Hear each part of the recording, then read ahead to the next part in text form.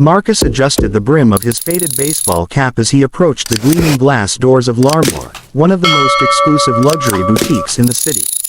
The store's polished marble floors reflected golden light from chandeliers shaped like snowflakes, and the faint scent of designer perfume drifted through the entrance like a silent warning that this was no place for the ordinary.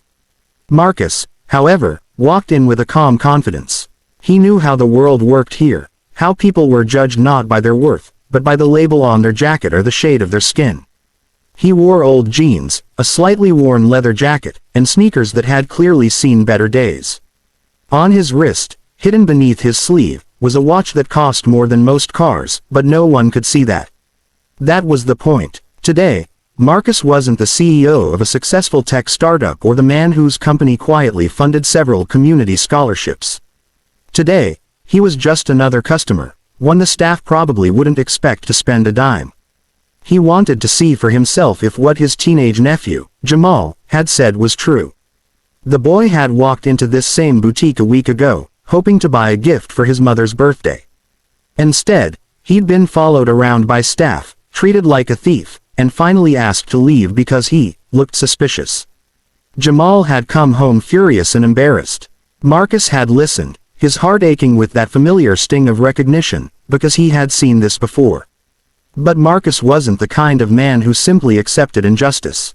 He believed in showing people what fairness really looked like, even if it meant playing along with their ignorance. As he stepped through the doors, the first thing he noticed was how quickly the staff sized him up. A blonde woman behind the perfume counter glanced at him, smiled briefly, then went back to arranging bottles. A young sales associate looked his way, hesitated, and turned back to his phone. No one approached him, no cheerful greeting, no, "Can I help you today, sir?" Marcus just smiled. He strolled through the aisles slowly, running his fingers along the fine fabrics, inspecting a few suits. He caught snippets of conversation from two employees whispering near a display of handbags. "Did he just touch the Armani set?" One of them muttered. "Yeah, keep an eye on him," the other replied, her tone low but sharp. Marcus felt a flicker of irritation, but he didn't let it show. He had learned long ago that silence could be its own kind of power. He picked up a navy blue blazer, held it against the light, and nodded appreciatively. The craftsmanship was exquisite. Hand-stitched seams, silk lining. He had ordered suits from this very brand for years, but always online or through private fittings where no one questioned if he could afford them. Here, though, he was just a maybe.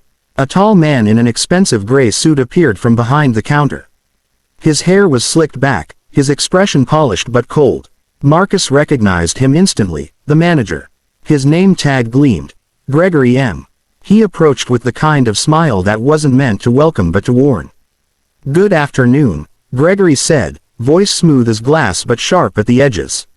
"May I ask if you're looking for something specific today?" Marcus turned to him with an easy grin. "Just browsing, thanks. Thought I'd see what new pieces came in this season." Gregory's eyes darted down to Marcus's shoes, then back up to his jacket. The look was quick but unmistakable, an assessment, a silent calculation of worth. "Unfortunately," Gregory continued, his tone tightening, "we're currently preparing for a private event.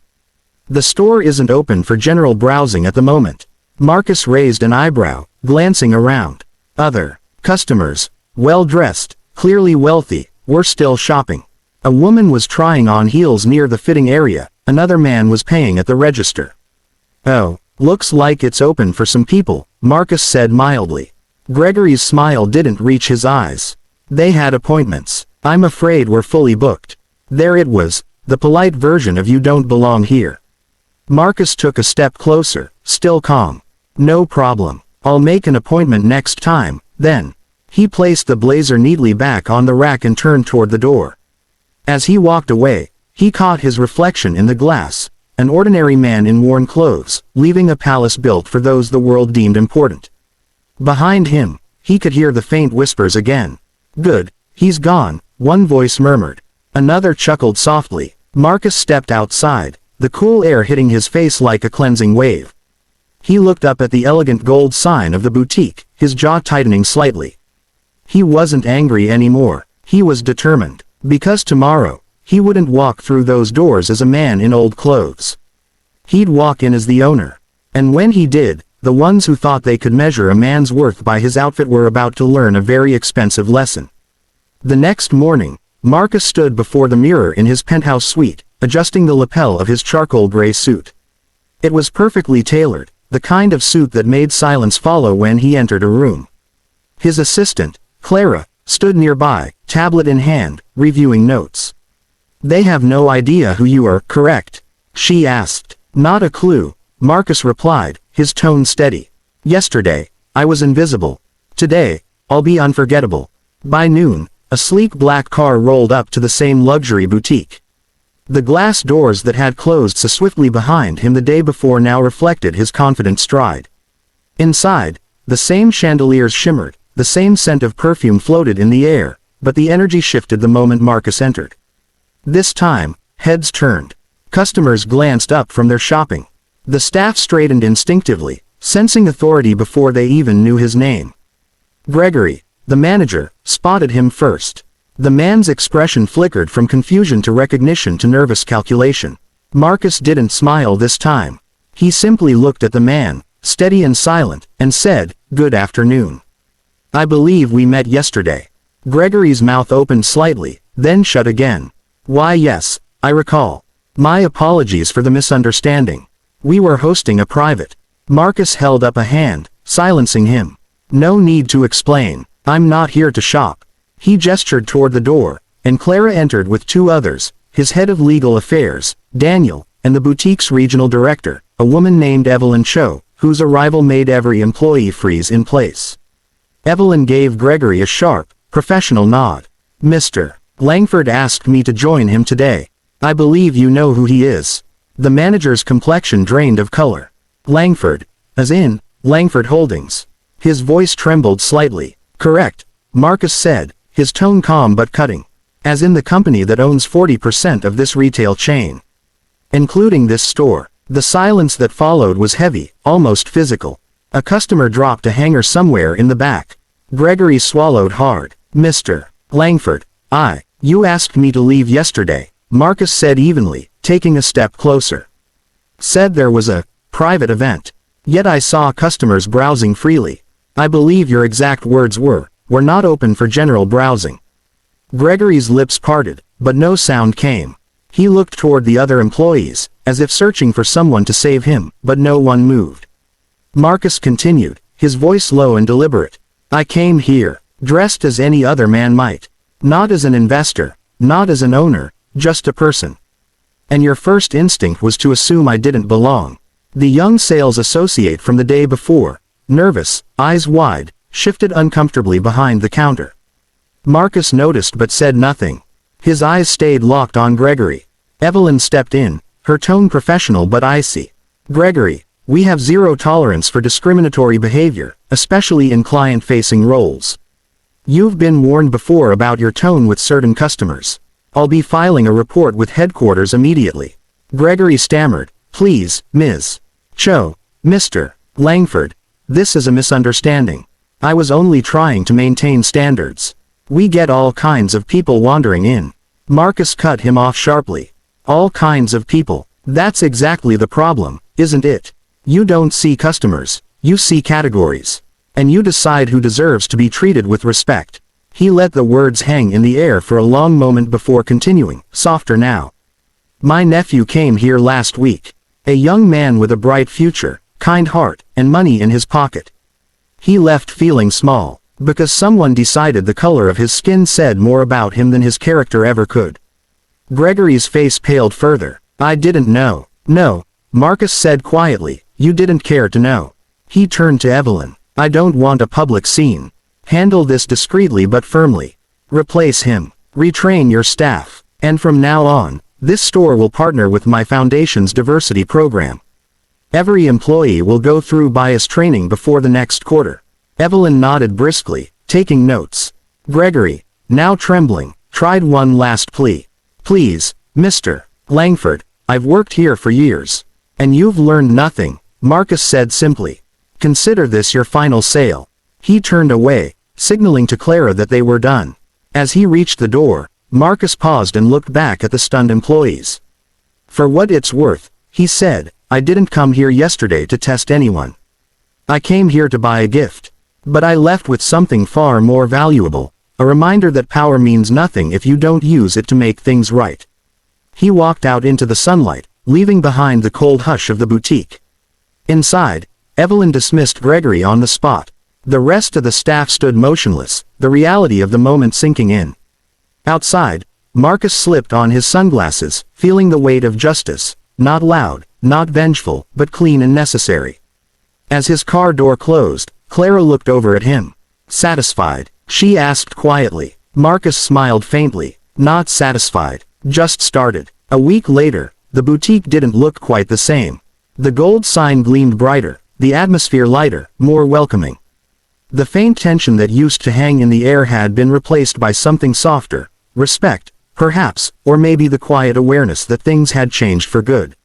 Marcus arrived just before opening, walking alone this time. Gone was the suit and tie. He wore jeans, a casual shirt, and that same old leather jacket from before, the one that had earned him suspicious looks not so long ago. As he approached the glass doors, the same clerk who had ignored him the first day hurried to open them with a nervous but genuine smile. "Good morning, Mr. Langford," she said. "Welcome back." Marcus nodded. "Morning. You can just call me Marcus." The employees, gathered near the counter for their morning meeting, straightened up as he entered. Their new manager, a young woman named Sofia Alvarez, stepped forward.